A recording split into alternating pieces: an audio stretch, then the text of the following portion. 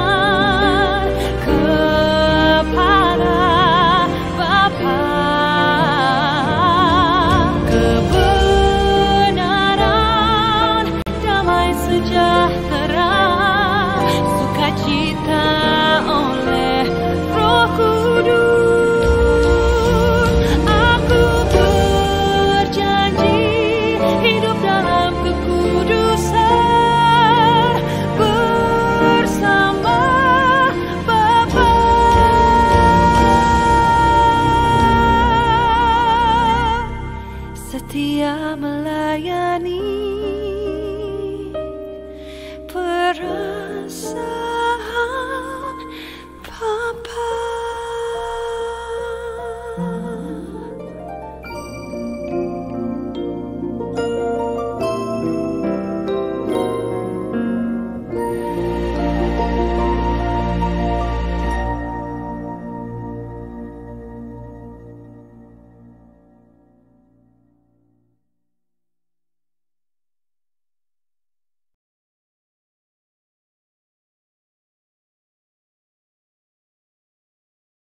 Bapak, kami mengucap syukur untuk siang hari ini. Terima kasih Tuhan, Engkau sudah mengumpulkan kami berada di ruang gereja ini untuk kami belajar kebenaran firman-Mu, untuk kami terus mengerti jati diri kami sebagai ciptaan yang baru. Kami mengerti apa yang harus kami kerjakan. Oleh karena kejadian kami, Tuhan, begitu ajaib dan dahsyat. Ajari setiap kami, lembutkan hati kami, buat tanah hati kami ini seperti tanah yang subur, supaya setiap benih firman yang kami terima, kami tangkap, berakar, bertumbuh, berbuah lebat di dalam nama Yesus. Amin. Amin, amin, amin. Oke, shalom. Amin. Shalom. Jangan ada yang ngantuk karena ini jam tidur ya. Makan siang sudah dikirim tadi ya? Sudah, Bu? Sudah, bukunya ada 6 sudah diterima? Sudah. Sudah. Itu buku baru belum belum saya buka. Jadi kalian yang membuka pertama kalinya boleh ditanggali tanggal, bikin bikin bikin ingat aja 17 Agustus 2024 gitu ya, keluarga kerajaan surga. Ditulis kayak gitu ya. Baik, Bu. Oke.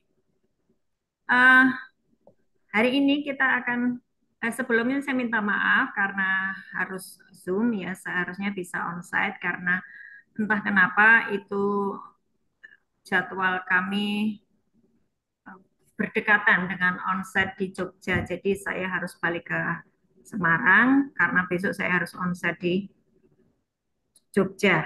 Ya, mohon maaf, tapi saya usahakan untuk bulan-bulan berikutnya tetap onsite. Oke, tetap semangat ya. Siap, Bu. Kita belajar menjadi pohon kehidupan. Oke, bagi yang punya buku dicatat ayat-ayatnya ya, atau kalau kalian bawa Alkitab, engkau tandai ayat-ayat yang akan saya sampaikan hari ini.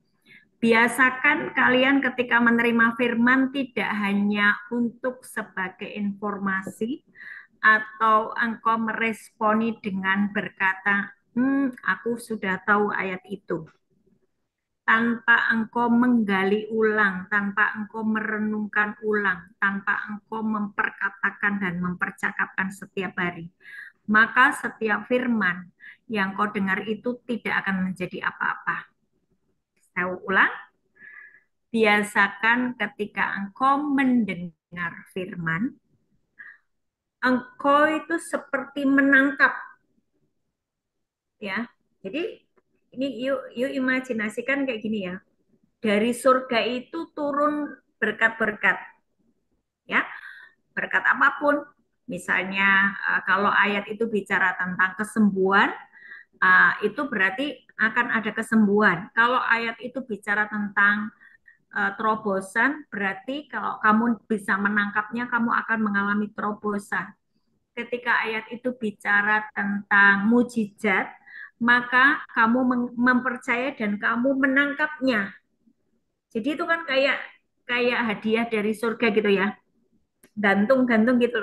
Waktu firman disampaikan di dimensi alam roh itu seperti ada hadiah-hadiah dari Tuhan yang bergantungan gitu. Kamu menangkapnya karena kamu menginginkannya. Waktu kamu menangkapnya, tarik gitu, yes, jadi atasku. Maka terjadi. Yang mengerti katakan amin, kasih jempol.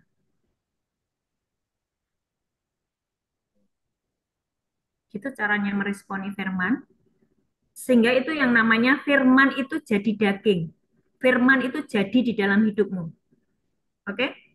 Kenapa ada begitu banyak anak Tuhan sudah pelayanan, sudah baca firman berulang-ulang, tapi hidupnya tidak berdampak apapun, hidupnya tidak mengalami apapun karena tidak antusias menangkap setiap firman yang dia dengar. Ada begitu banyak anak Tuhan sedang disampaikan firman, ngantuk atau pikirannya kemana-mana. Itu you tidak akan dapatkan apa-apa. So mari perhatikan dengan baik-baik hari ini apa yang akan kita pelajari. Setuju ya? Sepakat? Katakan amin. Oke. Matius 13 ayat 31 sampai 32.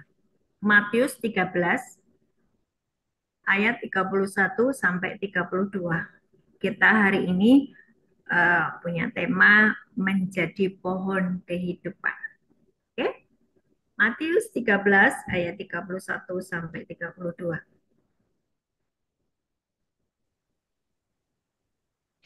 Coba dibantu dibaca dari gereja. Pakai mic ya supaya dengar. Matius 13, 31 sampai 32. Matius 13 ayat 2 ya? 31 dan 32. 13 ayat 31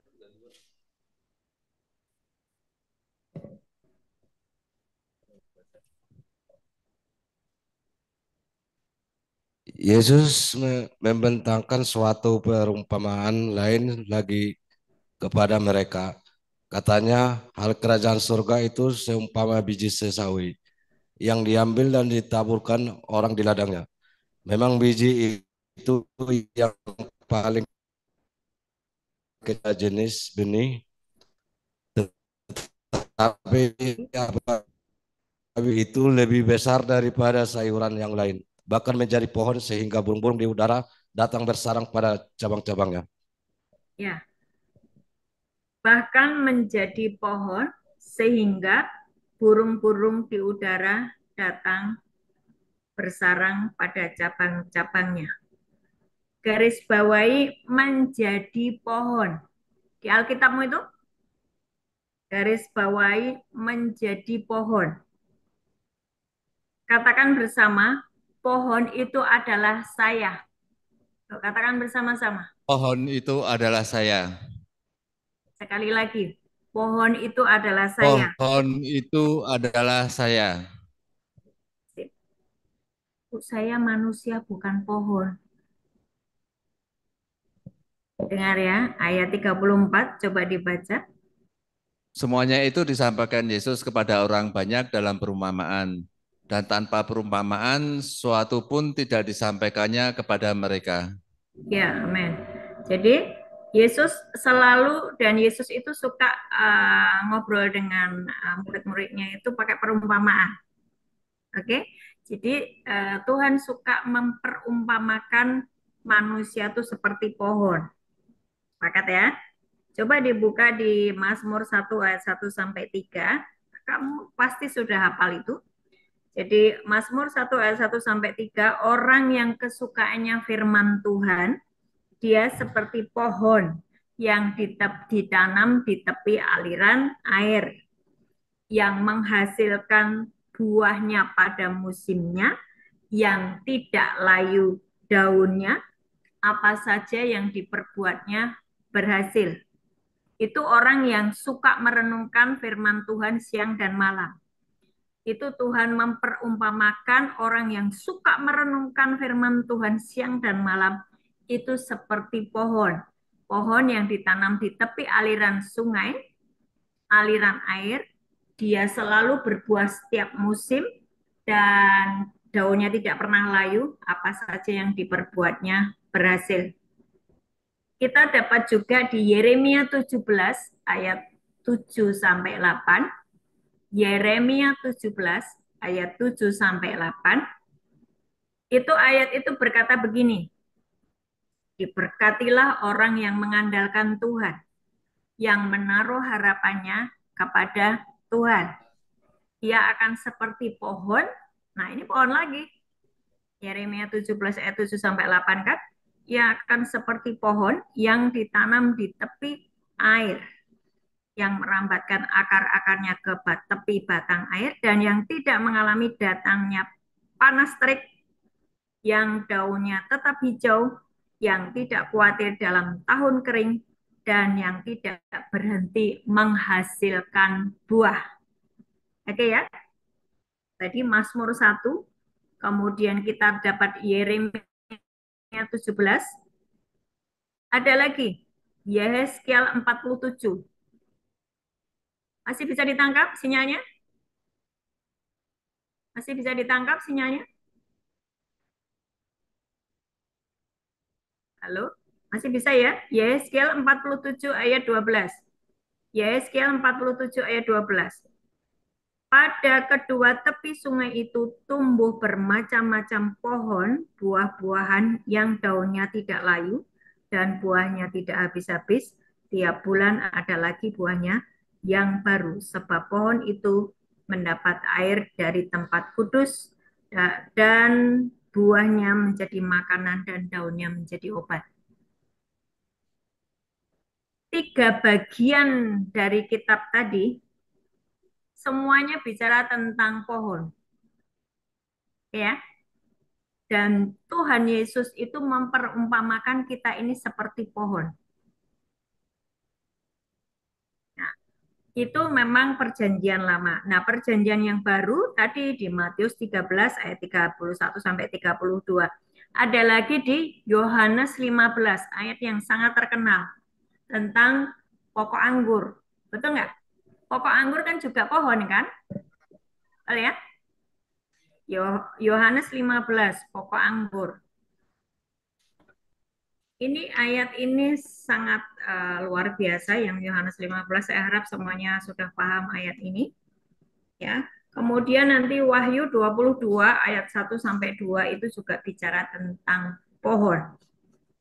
Wahyu 22 ayat 1 sampai 2. Nah, sekarang perhatikan ya. Di Wahyu 12, coba kau baca di Wahyu 12, itu ada yang disebut dengan pohon kehidupan yang berbuah 12 kali tiap bulan sekali. Wahyu 22. Wahyu 22. Saya harap semuanya masih mengikuti ya. Terus Wahyu 22 ayat 1 dan 2. Lalu ia menunjukkan kepadaku sungai air kehidupan yang jernih bagaikan kristal dan mengalir keluar dari tahta Allah dan tahta anak domba itu. Di tengah-tengah jalan kota itu, yaitu di seberang menyeberang sungai itu, ada pohon-pohon kehidupan yang berbuah 12 kali, tiap-tiap bulan sekali, dan daun pohon-pohon itu dipakai untuk menyembuhkan bangsa-bangsa. Pelan-pelan ya.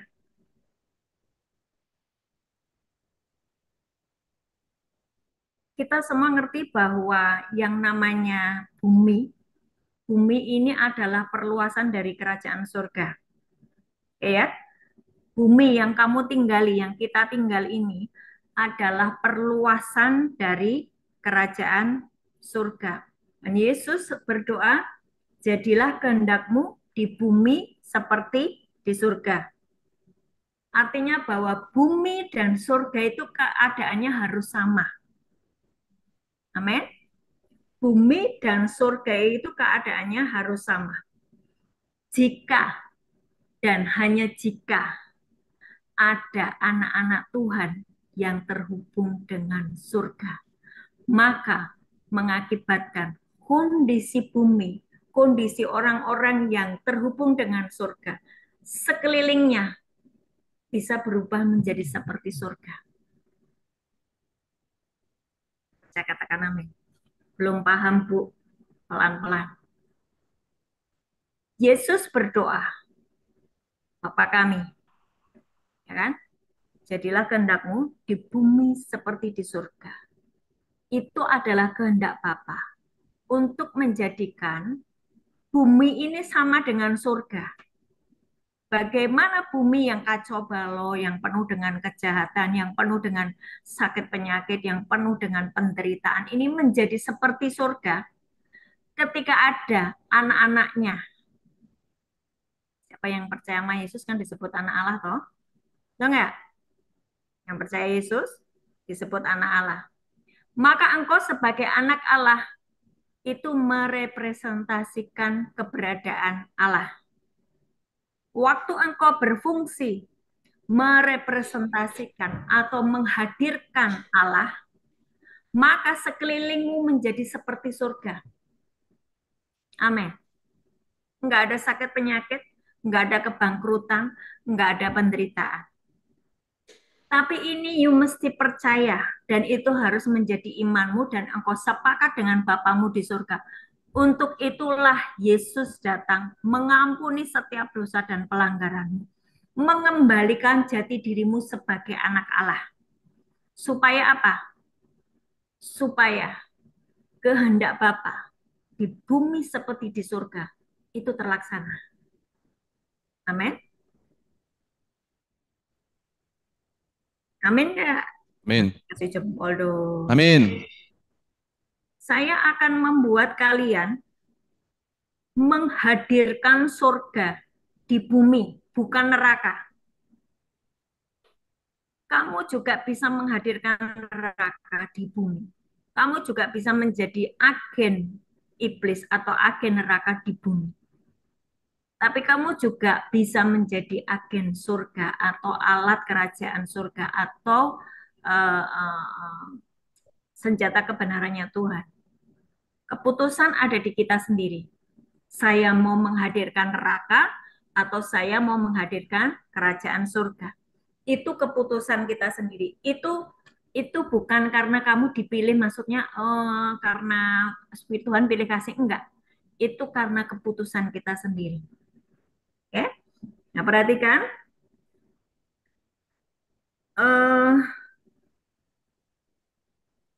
posisimu ketika engkau menerima Yesus sebagai Tuhan dan Juru Selamat. Engkau sebagai ciptaan yang baru, benar ya? 2 Korintus 5 ayat 17. Di dalam Kristus, kami adalah ciptaan yang baru. Yang lama sudah berlalu, yang baru sudah tiba. Ayat ini jangan hanya menjadi informasi buatmu. Kalau hanya sebagai informasi, yes, aku ngerti ayat itu. Nah, ayat itu bagus ya. Kamu seperti itu, maka itu tidak akan berdampak apapun dalam hidupmu.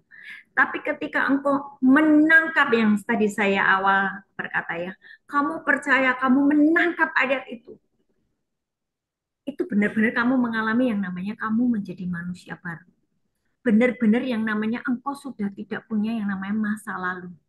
Segelap apapun masa lalumu, Tuhan itu berkata, yang lama sudah berlalu. Yang baru sudah tiba. Kamu dan saya hanya punya yang namanya masa depan. Amin. Amin. Nah, waktu engkau mempercayai itu, kondisimu adalah sebagai manusia baru, ciptaan yang baru. Terus kalau engkau baca di Efesus 1 ayat 3 sampai 14, tinggallah di dalam Kristus. Waktu engkau tinggal di dalam Kristus, menjadi satu di dalam Kristus, dibungkus di dalam Kristus. Engkau nggak keluar dari Kristus. Bagaimana sih tinggal di dalam Kristus? Adalah engkau terus mengucapkan firman Tuhan, mempercayainya, merenungkan di dalam pikiranmu. Yang saya bilang mendownload firman di dalam pikiranmu. Itu kamu sedang masuk di dalam Kristus. Nah, waktu engkau di dalam Kristus, engkau mengerjakan firman, engkau merenungkan firman, engkau mengasihi Tuhan, maka Bapa, Putra, dan Roh Kudus diam di dalammu. Itu Yohanes 14 ayat 23. Yohanes 14 ayat 23. Itu keberadaanmu. Tetapi banyak anak Tuhan yang tidak menyadari keberadaannya itu, sehingga hal yang sangat istimewa ini dia nggak bisa menangkap, tidak bisa mengambil semua berkat yang sudah Tuhan sediakan, tidak bisa mengambil kesembuhan, tidak bisa mengambil mujizat, tidak bisa mengambil terobosan keuangan. Karena apa? Tidak mempercayai firman itu, atau di dalam dirinya, di dalam pikirannya tidak ada firman itu. Yohanes 14 ayat 23. Itu bunyinya begini. Jawab Yesus, jika seorang mengasihi aku, ia akan menuruti firman-Ku, dan Bapa-Ku akan mengasihi dia, dan kami.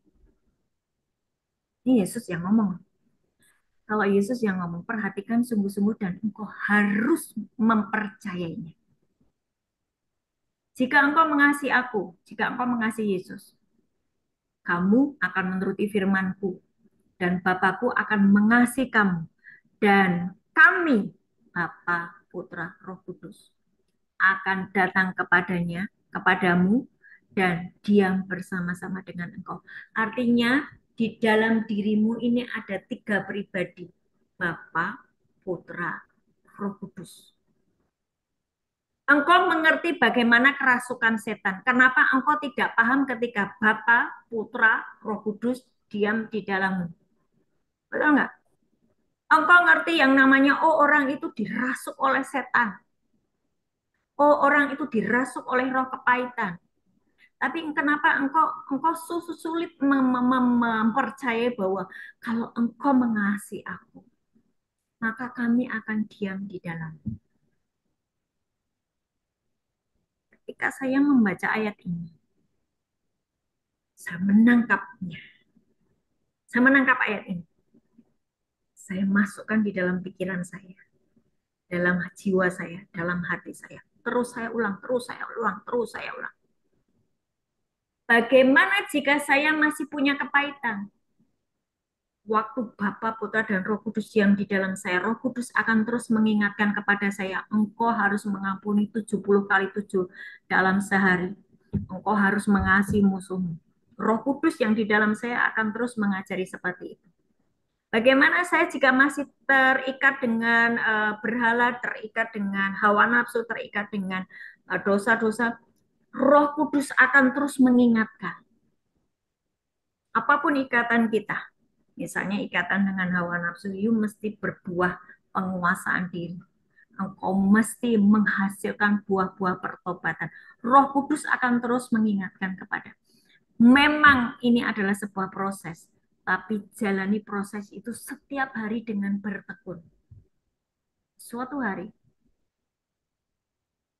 apa yang kau percaya semuanya itu, engkau akan menjadi seperti pohon yang besar. Karena apa? Benih firman, apapun firman yang engkau percayai terjadi di dalam dirimu. Benih firman itu tadi dibilangkan seperti benih apa? Biji sesawi yang diambil dan ditaburkan orang di ladangnya. Bijinya itu sangat kecil. Benih firman, benih iman, firman yang disampaikan itu memang seperti benih biji sesawi kecil.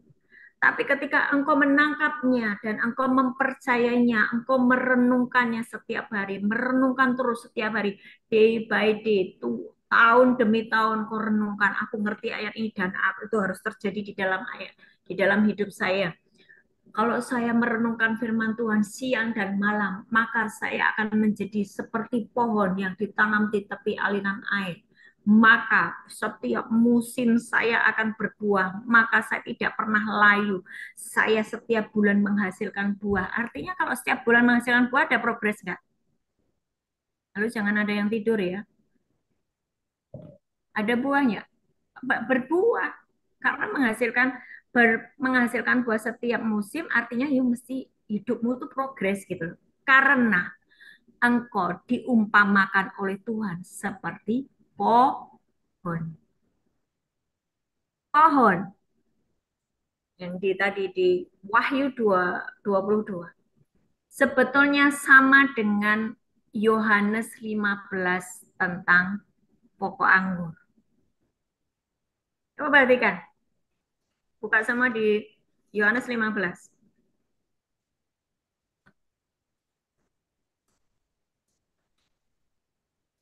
Semua di Yohanes 15.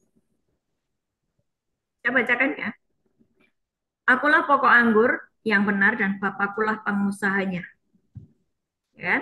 Setiap ranting padaku yang tidak berbuah dipotongnya dan setiap ranting yang berbuah dibersihkannya supaya ia lebih banyak berbuah. Yesus pokok anggur, kita adalah rantingnya. Yang dikehendaki Bapa di surga, pemilik pokok anggur itu, pemilik pohon anggur itu adalah buah anggur itu, pohon anggur itu berbuah lebat yang dia inginkan. Dan disampaikan bahwa kamu, saya adalah ranting-rantingnya tadi. Dan yang diharapkan oleh Bapa di surga adalah ranting tadi menghasilkan banyak buah. Kalau belum berbuah, dia dibersihkan. Engkau ada di penjara ini seperti ini, engkau lagi disimpan Tuhan, dibersihkan dari semua yang Tuhan tidak berkenan. Supaya apa? Keluar dari lapas, engkau keluar dari rutan, engkau menjadi carang dari pokok anggur tadi yang sudah berbuah. Carang harus dibersihkan supaya menghasilkan banyak buah.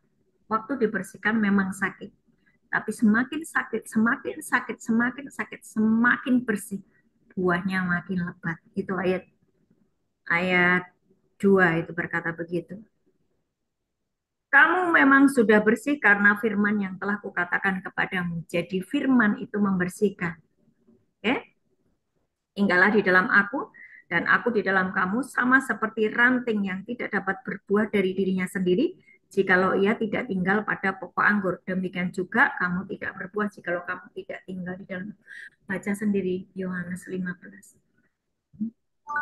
Saya mau sampaikan bahwa ketika engkau nempel dengan Tuhan, engkau berbuah. Dan engkau juga bisa menjadi pohon anggur. Ranting itu menghasilkan buah anggur. Ketika saya, Bapak Ibu semuanya yang ikut Zoom, nempel dengan Tuhan, menjadi satu dengan Tuhan, maka sebetulnya kita ini adalah merepresentasikan kehadiran Tuhan di bumi. Seharusnya, perhatikan, jangan ada yang mondar-mandir. Seharusnya ketika seseorang bertemu dengan kita, mereka yang sakit sembuh, mereka yang terikat dibebaskan, mereka yang berbeban berat diberi kelegaan, waktu bertemu dengan kita. Karena tadi Bapa, Putra, dan Roh Kudus diam di dalam kita, toh? Enggak? Yang membuat mujizat itu siapa? Yesus yang di dalam kita.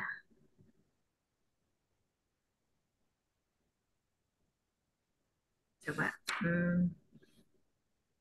Bagaimana supaya itu benar-benar terjadi di dalam kehidupan kita? Mungkin saya melihat beberapa yang nggak paham ya. Bagaimana caranya supaya saya bisa menjadi seperti Kristus? Bagaimana supaya saya nanti keluar dari rutan ini? Saya benar-benar menjadi manusia baru, sama seperti Kristus. Sama seperti yang Bapak inginkan. 1 Korintus 15 ayat 53 sampai 58. 1 Korintus 15 ayat 53 sampai 58. Saya bacakan ya. Karena ya 1 Korintus 15 53 sampai 58. Karena yang dapat binasa ini harus mengenakan yang tidak dapat binasa, dan yang dapat mati ini harus mengenakan yang tidak dapat mati. Dan sesudah yang dapat binasa ini mengenakan yang tidak dapat binasa, dan yang dapat mati ini mengenakan yang tidak dapat mati, maka akan genaplah firman Tuhan yang tertulis, maut telah ditelan di dalam kemenangan. Hai maut, di manakah kemenanganmu? Hai maut, di manakah sengatmu? Sengat maut ialah dosa, dan kuasa dosa ialah hukum Taurat. Perhatikan ayat ini. Saya, Bapak Ibu semuanya, dapat binasa. Harus mengenakan yang tidak dapat binasa. Firman Tuhan berkata, langit dan bumi akan berlalu, akan lenyap. Tapi firman Tuhan tinggal tetap. Betul ya? Betul ya? Jadi, kalian semuanya, kita semuanya yang dapat binasa ini harus mengenakan yang tidak dapat binasa. Apa yang tidak dapat binasa? Firman Tuhan. Bagaimana saya mengenakan firman Tuhan? Mendeklarasikannya setiap kali, merenungkannya setiap kali, mendownload di dalam pikiran saya. Sampai saya hafal firman. Ya, sampai saya hafal firman. Maka sebetulnya saya sedang mengenakan yang tidak dapat binasa. Waktu saya mengenakan yang tidak dapat binasa, bahkan maut pun tidak bisa menyengat kita. Karena kita sudah menjadi satu dengan firman. Contoh begini ya. Tadi kan di kitab Wahyu dan di kitab Yeskiel 47, bahwa pohon kehidupan itu daun-daunnya menyembuhkan orang. Ya, sama di dalam kitab Wahyu juga dibilang pohon kehidupan itu adalah daun-daunnya menyembuhkan seseorang. Contoh, coba ya. Tadi malam ada orang yang menelpon saya, ya. Terus kemudian kita video call. Orang itu ada di rumah sakit, matanya sudah ke atas, nafasnya tinggal satu-satu, ya. Terus saya menghardik roh maut. Saya menghardik setiap roh-roh jahat yang pernah masuk, yang saat ini juga masih masuk di dalam tubuhnya, yang ada di dalam tubuhnya. Saya perintahkan untuk keluar. Ketika saya menghardik roh maut, enyah engkau roh maut, engkau tidak berhak atas orang ini. Yang tadinya sudah matanya ke atas, sudah enggak antara hidup dan mati. Saya selesai berdoa. Jam 6 sore saya berdoa. Jam 8 malam saya dikasih fotonya. Ibu, orangnya sudah makan, mau makan. Itu bicara apa? Mau ditelan di dalam kemenangan. Sebab saya mengenakan yang tidak dapat binasa. Apa yang tidak dapat binasa? Saya memperkatakan firman. Pikiran saya tidak mau dikuasai oleh bisikan-bisikan iblis yang berkata tentang kekhawatiran, ketakutan, tentang intimidasi, tentang siapakah kamu? Iya, saya ciptaan baru. Saya terus mengcounter ketika iblis itu teriak-teriak mengaum-ngaum di telinga saya. Dengan apa? Firman. Ketika kita mengenakan yang tidak dapat binasa itu firman. Maka maut tidak bisa menyentuh. Seharusnya orang-orang yang bertemu dengan kalian ini, mereka yang mau mati, nggak jadi mati.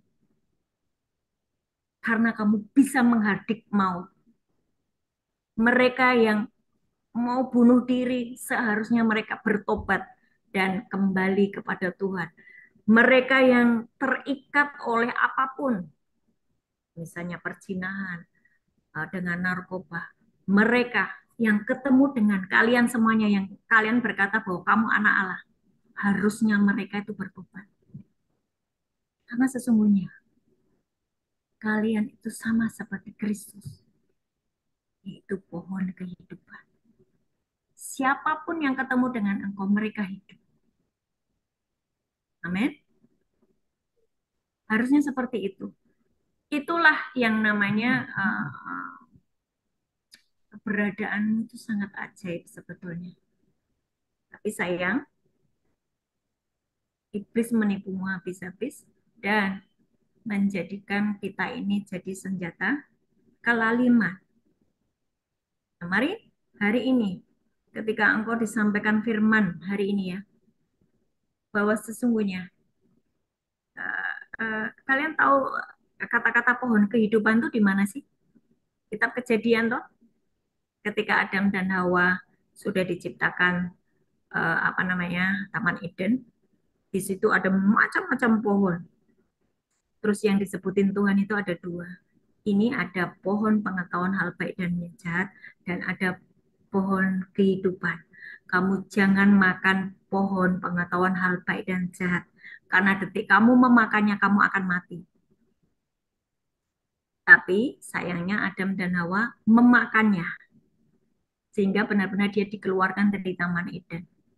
Seharusnya dia makan apa? Pohon kehidupan. Apa itu pohon kehidupan? Yesus berkata, akulah jalan, akulah kebenaran, akulah kehidupan. Benar nggak? Sebetulnya pohon kehidupan itu adalah firman itu sendiri. Ketika Adam dan Hawa mempercayai setiap perkataan Tuhan, Tidak usah mendengarkan apa kata iblis. Maka sesungguhnya dia tetap ada di Taman Eden. Hidup selaras dengan Tuhan, setiap hari harmonis dengan Tuhan.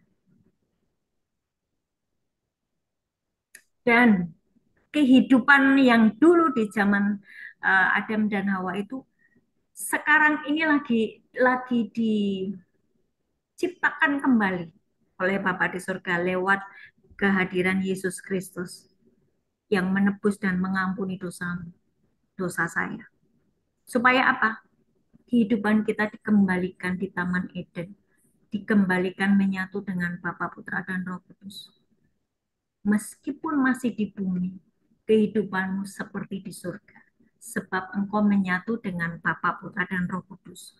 Dan seperti Yesus adalah pohon kehidupan itu, maka engkau juga menjadi pohon kehidupan bagi banyak orang. Siapapun yang bertemu dengan engkau pasti hidup, katakan amin. Siapapun yang bertemu dengan engkau, mereka dibebaskan, katakan amin. Siapapun yang bertemu dengan engkau, mereka mendapatkan sukacita dan damai sejahtera. Jangan sebaliknya. 2 Korintus 6 ayat 15 sampai 16. 2 Korintus 6, 15, 16.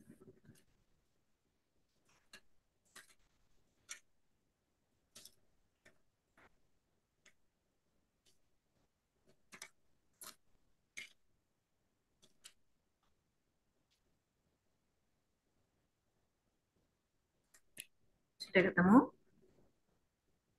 Saya bacakan ya. Persamaan apakah yang terdapat antara Kristus dan Belia?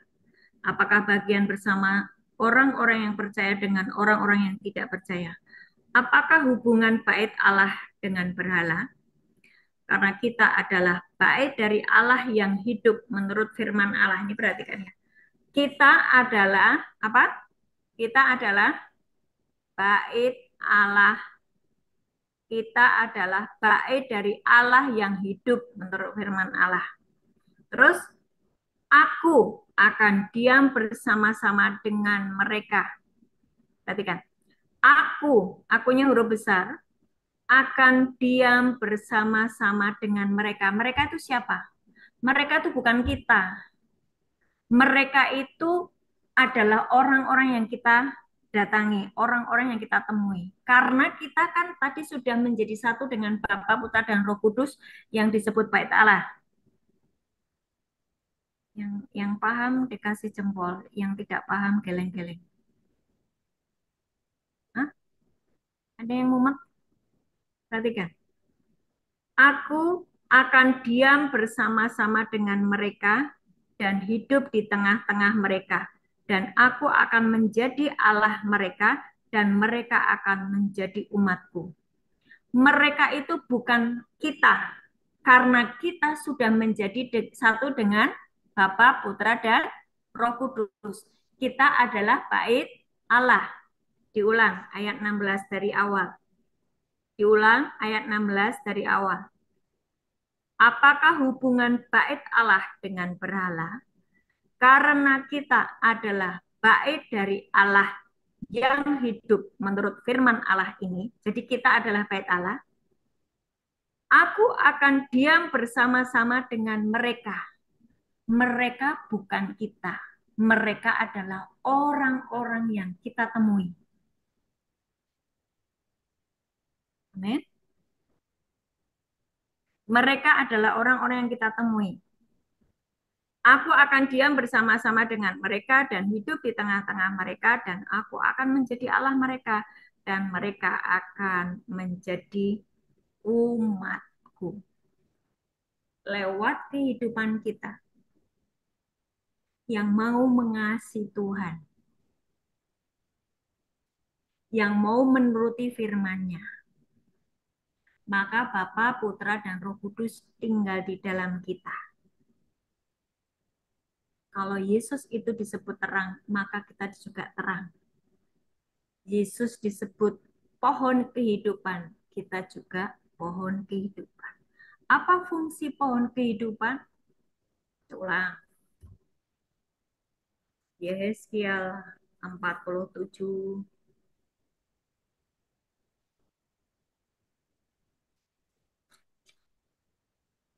ayat 12. Yehezkiel 47 ayat 12.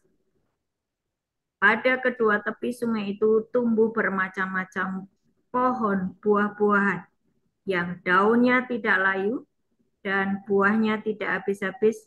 Tiap bulan ada lagi buahnya yang baru, sebab pohon-pohon itu mendapat air dari tempat kudus itu. Buahnya menjadi makanan dan daunnya menjadi obat. Buahnya menjadi makanan dan daunnya menjadi obat. Waktu engkau tinggal di dalam Bapa, Putra, dan Roh Kudus, Bapa, Putra, dan Roh Kudus tinggal di dalam.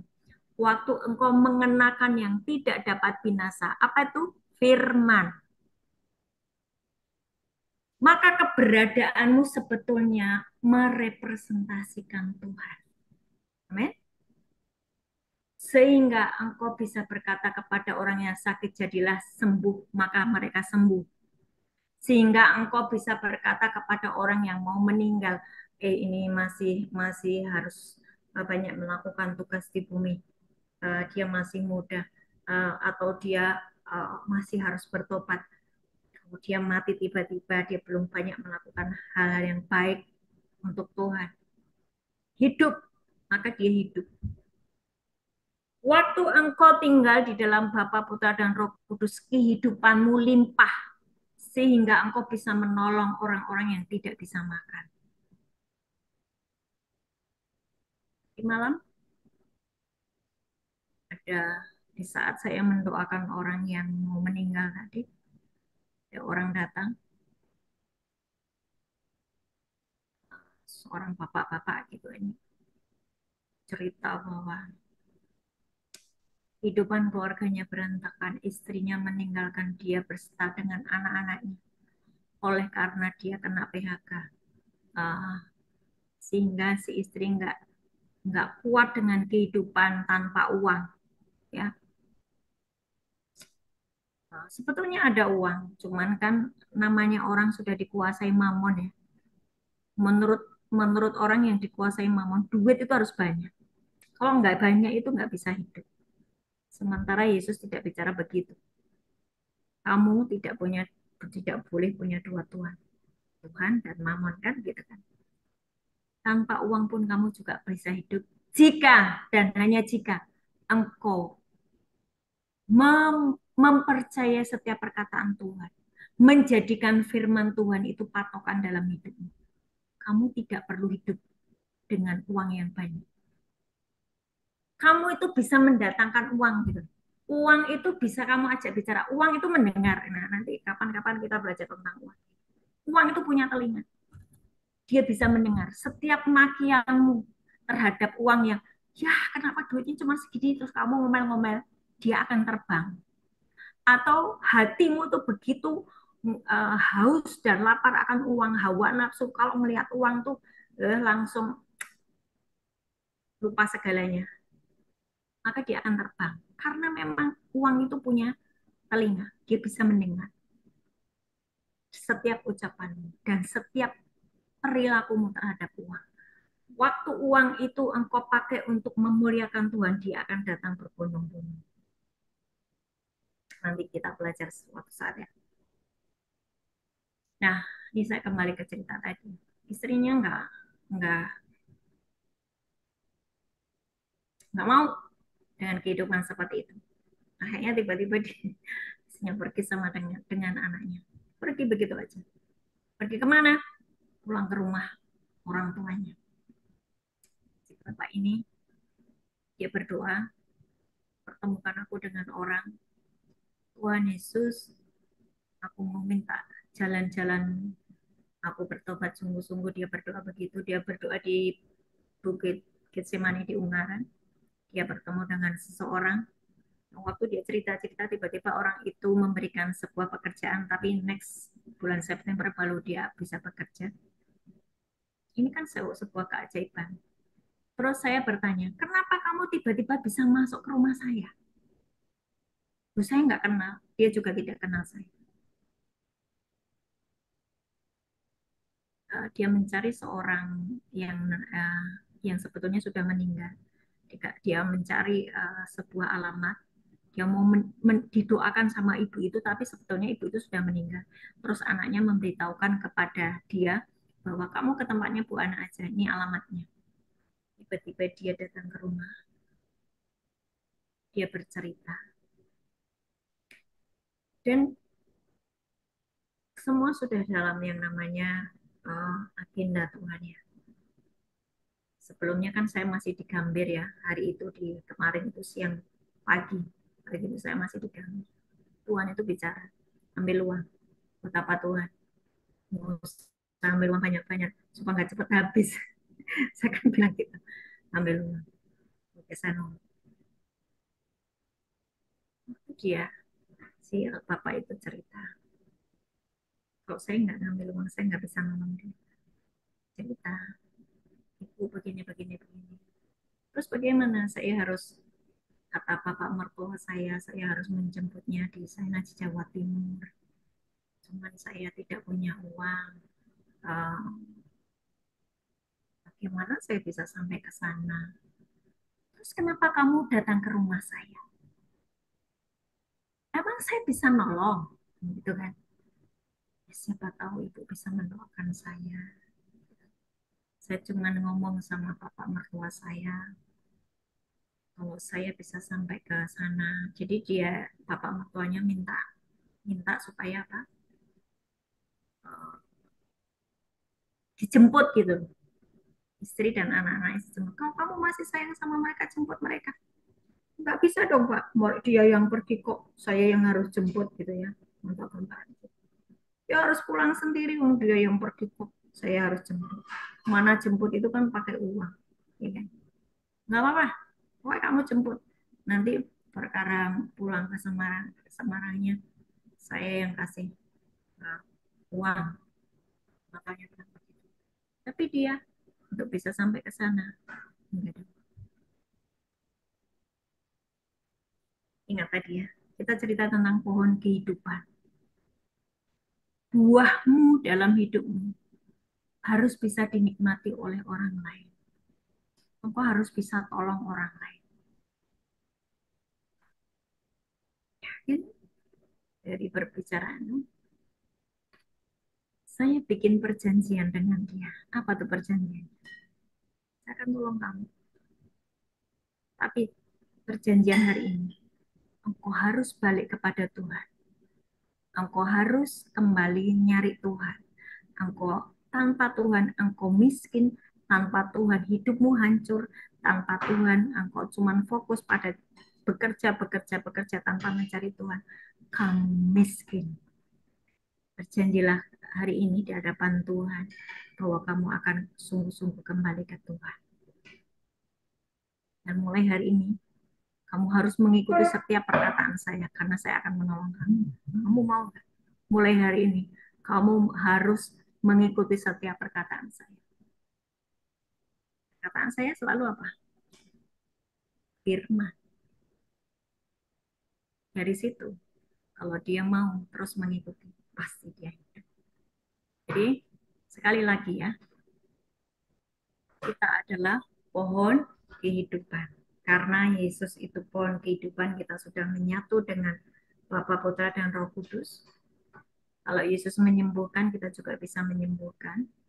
Kalau Yesus memberkati, kita juga bisa memberkati. Kalau Yesus membuat mujizat, kita juga harus bisa membuat mujizat. Bagaimana caranya tadi? You mesti mengenakan yang tidak dapat binasa tadi. Bagaimana saya mengenakan yang tidak dapat binasa? Tangkap setiap firman yang kamu dengar.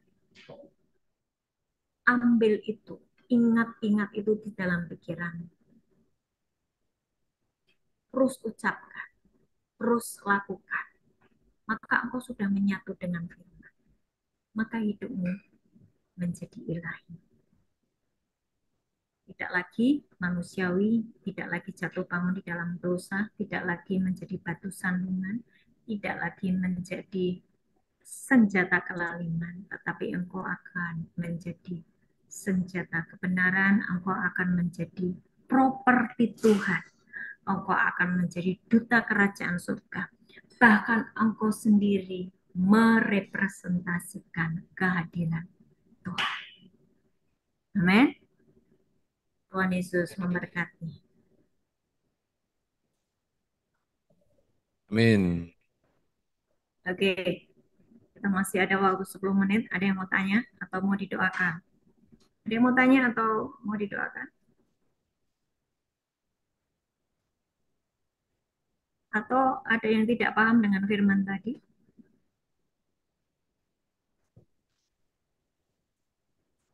Coba ambil mic-nya. Siapa yang mau bicara? Ada yang mau bertanya? Super. Saya mau tanya.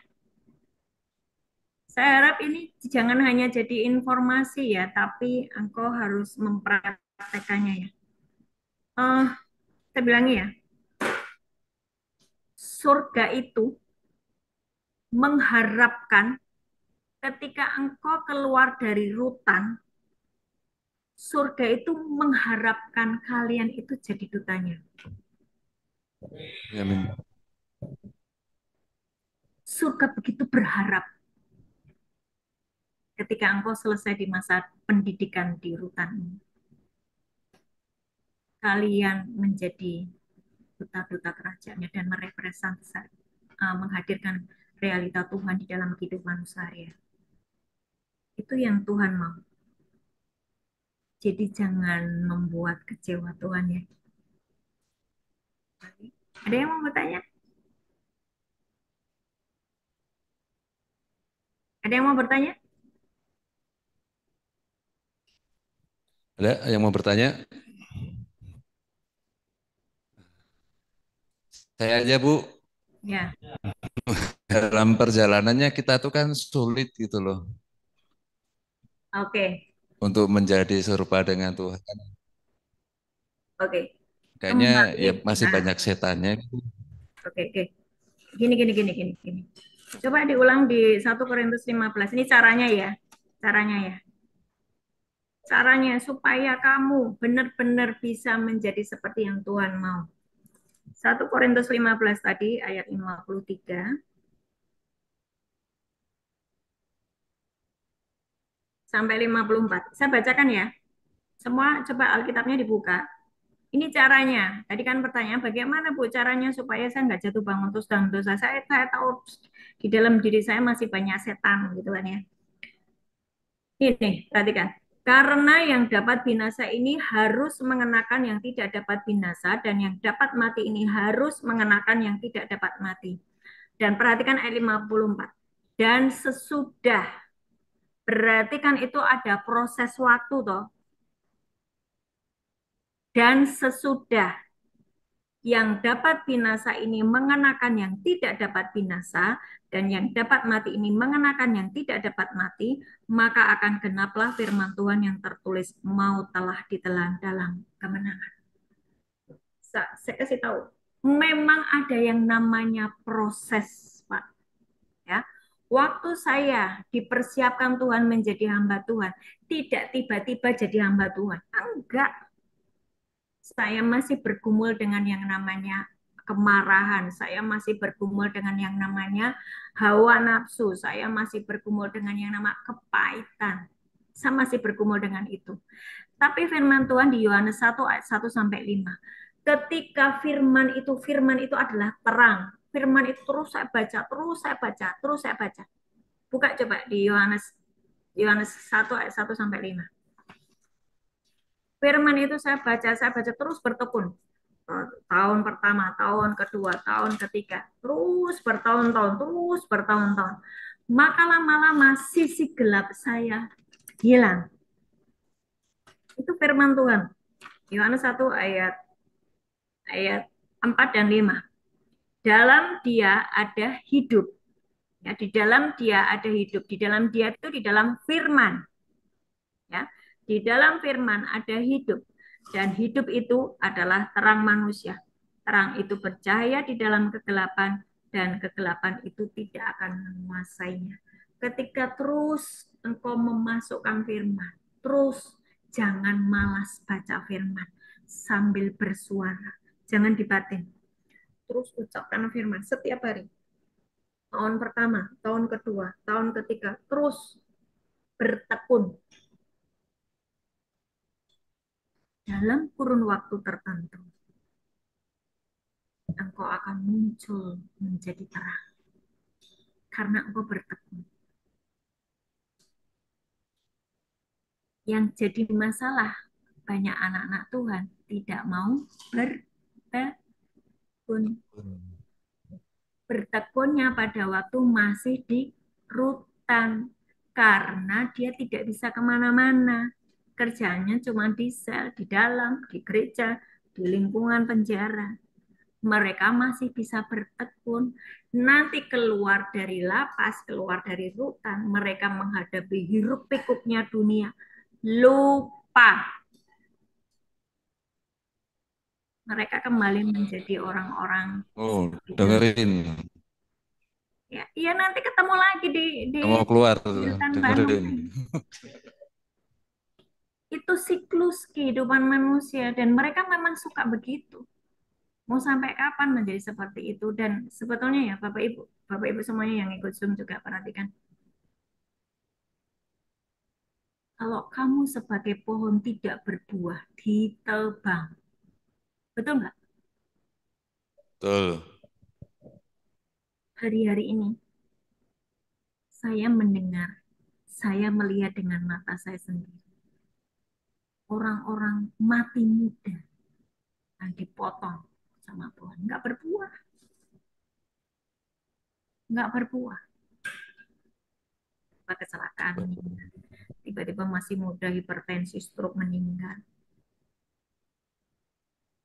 Tiba-tiba cuman masalah sepele dia bisa meninggal. Pohon yang tidak berbuah ditebang, dibuang dalam api. Jadi ada pertanyaan, berarti untuk menjadi pohon kehidupan itu harus dimulai dari diri kita sendiri yang mau berubah? Iya, itu bukan karena Tuhan pilih kasih dengan seseorang, enggak. Tuhan sayang sama semuanya. Tuhan menunggu kita semuanya. Tuhan sudah menyelesaikan bagiannya. Tinggal kalian selesaikan kelemahanmu, selesaikan hawa nafsumu, selesaikan ikatan dosamu. Bagaimana Bu, saya ini berjuang mati-matian sebentar aku bisa kudus, sebentar lagi jahat lagi Bu. Baca firman setiap hari, 1 jam sekali, minimal 1 jam sekali, masukkan firman dalam pikiranmu. Tiba-tiba engkau menjadi terang. Karena iblis tidak tahan dengan firman yang kamu ucapkan, yang keluar dari mulutmu. Jangan di batin, jangan di dalam hati kalau baca firman. Ucapkan. Itu akan membakar semua roh jahat yang di dalam diri. Itu Pak. Terima kasih Bu. Terima kasih ya. Cukup. Dan ini pesan saya. Kan sudah ada yang satu keluar ya dari sini. Namanya Pak siapa ya kemarin? Sudah ada yang keluar dari Rutan Bandung kan? Itu kan satu orang. Siapa namanya?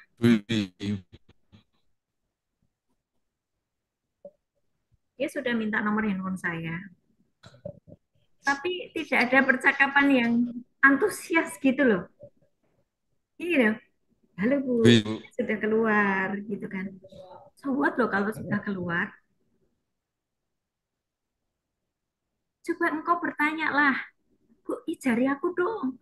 Ajari aku supaya aku bisa menjadi alatnya Tuhan. Ajari aku. Enggak ada loh anak-anak itu yang pengen gitu loh. Enggak ada. Mereka begitu Mungkin saking melihat gemerlapannya dunia ya, sudah lupa. Sampai sekarang ya cuman halo Bu, saya sudah keluar. Terus tidak ada lagi pembicaraan.